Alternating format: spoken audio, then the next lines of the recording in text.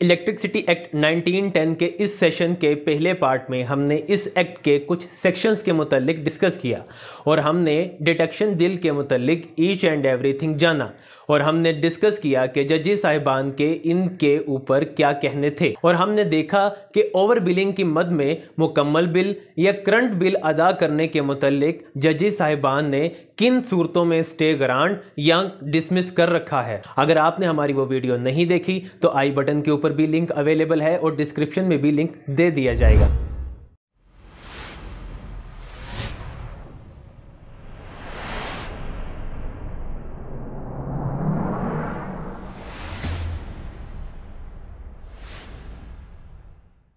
Hello and welcome to our channel university of citations. पिछले part में हमने देखा कि जब मीटर के साथ छेड़छाड़ की जाए या मीटर के मुतालिक कोई भी इशू हो तो इलेक्ट्रिसिटी एक्ट 1910 के सेक्शन 26 के सब सेक्शन 6 के तहत इलेक्ट्रिक इंस्पेक्टर के पास ही जाना होगा, ना कि सिविल कोर्ट।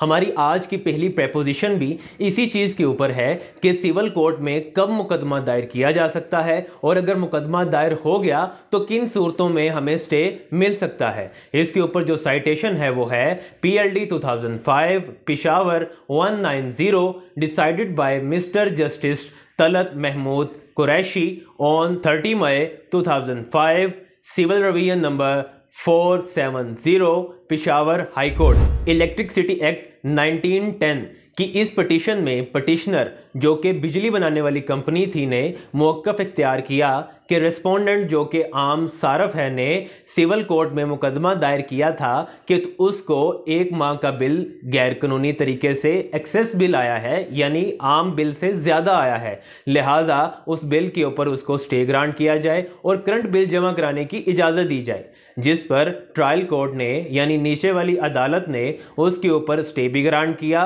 और बाद अज़ां उसको डिग्री भी कर दिया। जबकि ट्रायल कोर्ट ये कर ही नहीं सकता था क्योंकि सिविल कोर्ट के पास जुरिस्डिक्शन नहीं है।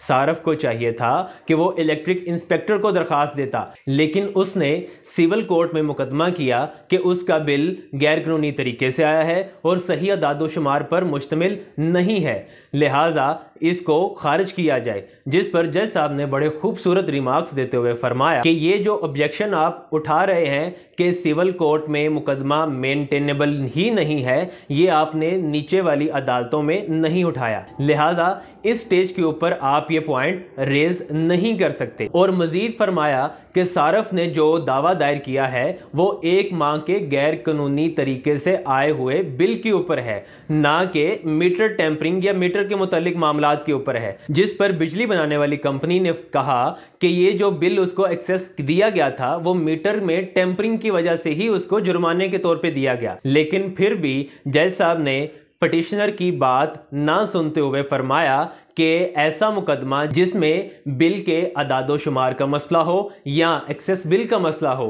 तो वो सिविल कोर्ट में दायर किया जा सकता है, लिहाजा नीचे वाली अदालतों के फैसलों को दुरुस्त मानते हुए सिविल रिवीजन खारिज की जाती है। इस प्रपोजिशन की रिबटल में अगर बात की जाए कि जब भी मीटर टेम्परिंग का इशू होगा इलेक्ट्रिक इंस्पेक्टर के पास ही जाना होगा और सिविल कोर्ट को कोई भी दायरा इख्तियार हासिल नहीं है। इस चीज़ के ऊपर जो साइटेशन है वो है 2005 CLC 1236 decided by Mr. Justice Mushir Alam on 20th May 2005 petition number 680 Karachi high court. Electricity act 1910 की इस पटिशन में पटिशनर जो कि आम सारफ था उसने मौक़िफ़ इख्तियार किया कि उसको बिजली बनाने वाली कंपनी की तरफ से एक्सेस बिल भेज दिया गया है, यानी करंट बिल से ज़्यादा बिल भेज दिया गया है और साथ में हुक्म दिया है कि 30 दिन के अंदर अंदर ये बिल जमा करवाया जाए, लिहाजा मेरी दाद रसी की जाए। जिसके ऊपर जज साहब ने अपने रिमार्क्स देते हुए फरमाया कि जब भी मीटर टेम्परिंग की बात होगी इलेक्ट्रिक इंस्पेक्टर को ही दरख्वास्त दी जा सकती है, लिहाजा आप इलेक्ट्रिक इंस्पेक्टर के पास जाएं और उसको दरख्वास्त दें। और साथ में इलेक्ट्रिक इंस्पेक्टर को हदायत जारी की कि वो 3 महीनों के अंदर अंदर इसका फैसला करे और पैसे जमा करवाने के बाद और फैसला होने से पहले सारफ को कोई भी तंग ना करे और पिटीशन को डिस्पोज ऑफ कर दिया।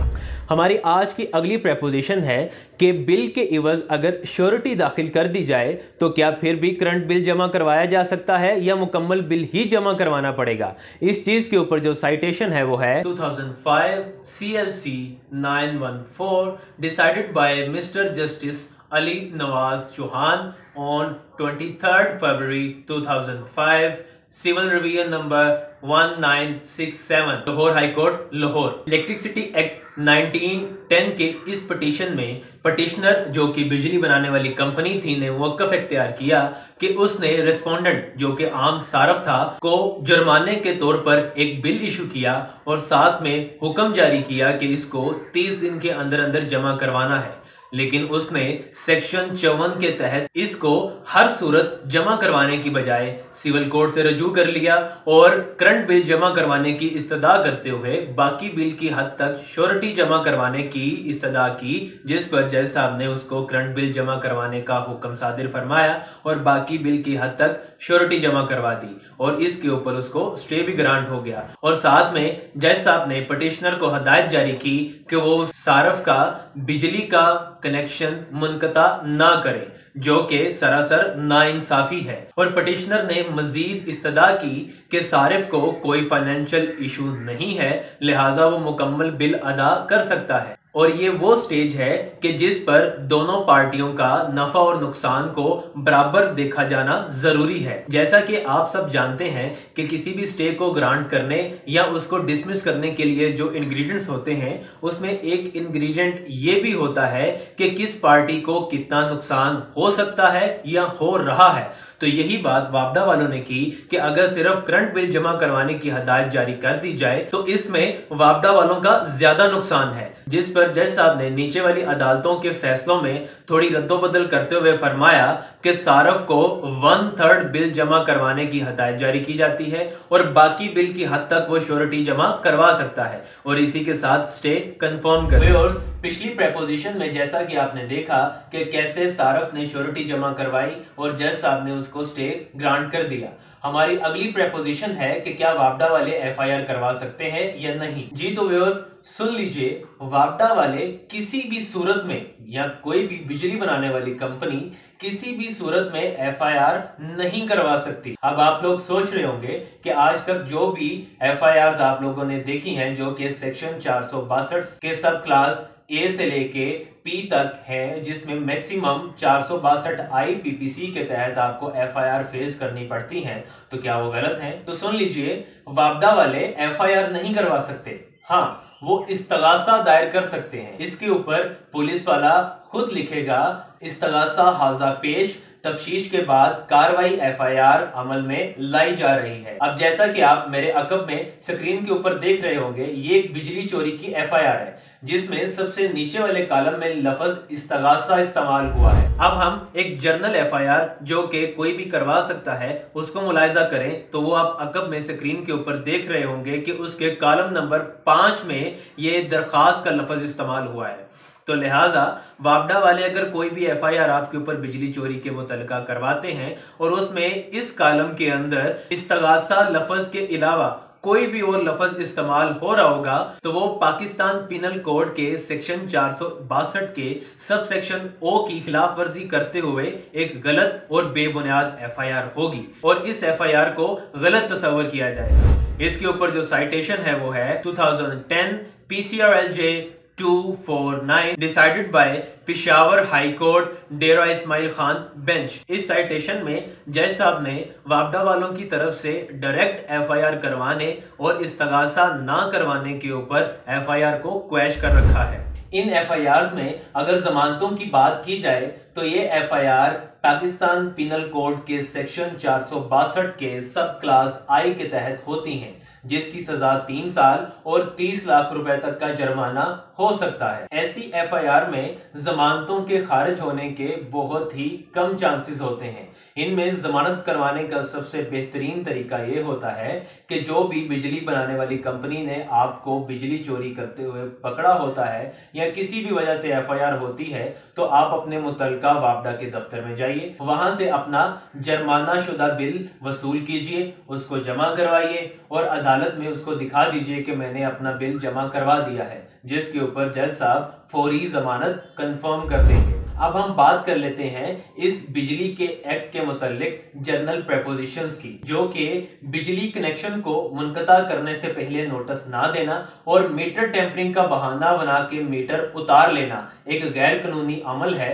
और इसके ऊपर जो साइटेशन है वो है 2003 CLC 598। इस साइटेशन में जज साहब ने फौरी तौर पर मीटर वापस लगाने का हुक्म सादिर फरमा रखा है। हमारी आज की अगली प्रेपोजिशन है कि 24 घंटे गैर एलानिया लोड शेडिंग अगर की जाए तो क्या इसके ऊपर हर्जाने का दावा किया जा सकता है या नहीं।